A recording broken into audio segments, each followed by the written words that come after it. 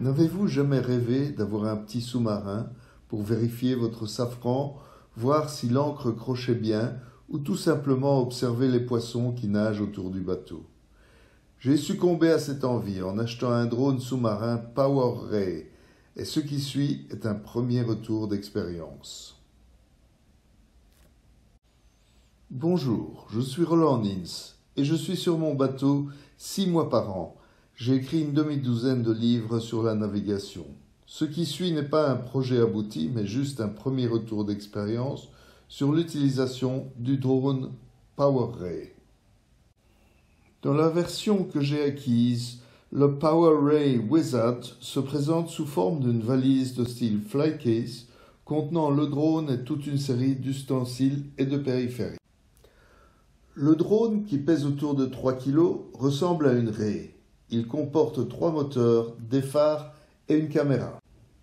L'unité de base, avec un récepteur émetteur Wi-Fi, la télécommande, qui est un boîtier comme ceux des consoles de jeu, un chargeur pour les 3 éléments et une bobine de 70 mètres de câble qui relie l'unité de base au drone. C'est par ce câble que passe la communication entre le drone et l'unité de base, car le Wi-Fi est inopérant dans l'eau. En plus, il y a un casque de réalité virtuelle et une sonde pour repérer les poissons, un Fish Finder. La mise en route du système est extrêmement simple, comme en témoigne le mode d'emploi minimaliste rédigé dans le mode IKEA. On aurait aimé un peu plus d'informations. Reliez la station de base au drone en vissant bien les câbles pour éviter les infiltrations d'eau. Dès que le câble est sur le drone, celui-ci émet un petit jingle et de jolies lumières bleues clignotent le long de sa nageoire dorsale. Allumez ensuite la station de base et fixez-la à un point fixe pour éviter que le drone ne la tire dans l'eau. Allumez le boîtier de commande et fixez-y fermement votre iPhone qui servira d'écran d'observation. Connectez-vous via Wi-Fi à la station de base et ouvrez l'app de PowerRay. Faites glisser le drone dans l'eau, débloquez les moteurs à l'aide de l'app ou du boîtier de commande et c'est parti. Le boîtier de commande comporte 2 manettes ou joysticks. Un pour orienter le drone à droite à tribord ou bâbord et pour la marche avant et arrière. L'autre manette sert à plonger ou remonter et faire surface. La commande pour plonger est de tirer la manette vers l'arrière, ce qui m'a semblé peu intuitif. Car à moins d'être un as des jeux vidéo, ce n'est pas du tout simple de diriger un drone.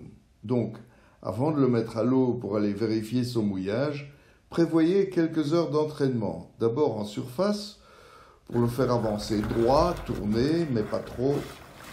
Ensuite, plonger, mais une fois sous l'eau, comment savoir où vous êtes, enfin le drone, et où vous allez?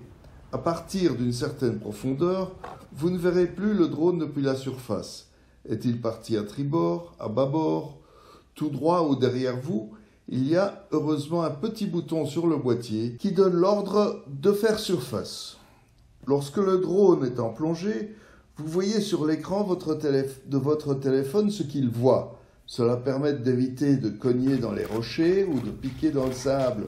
Et les fonctions photo et vidéo permettent d'enregistrer vos rencontres avec des poissons ou de curieuses structures que vous découvrirez sous la surface. Mais là aussi, il faudra un certain entraînement afin d'être rapide sur la gâchette. L'écran de contrôle indique aussi la profondeur, la vitesse, la charge des batteries.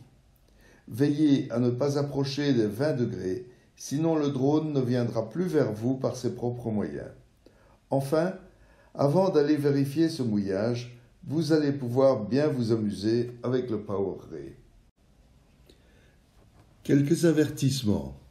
On aurait aimé un mode d'emploi un peu plus détaillé et ne pas devoir découvrir certaines fonctions du système.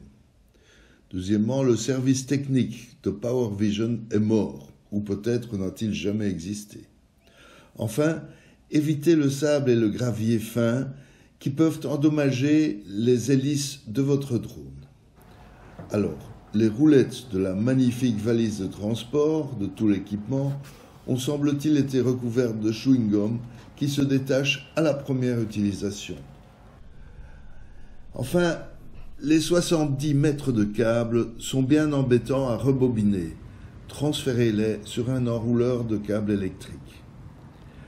Malgré ces critiques, le PowerRay reste un jouet amusant. Je vous promets d'en dire et de filmer plus longuement lorsque j'aurai réussi à voir mon mouillage. Je vous remercie d'avoir visionné cette vidéo. Si elle vous a plu, cliquez sur le petit pouce. Et si vous avez une question, laissez-moi un message, j'y répondrai, c'est promis.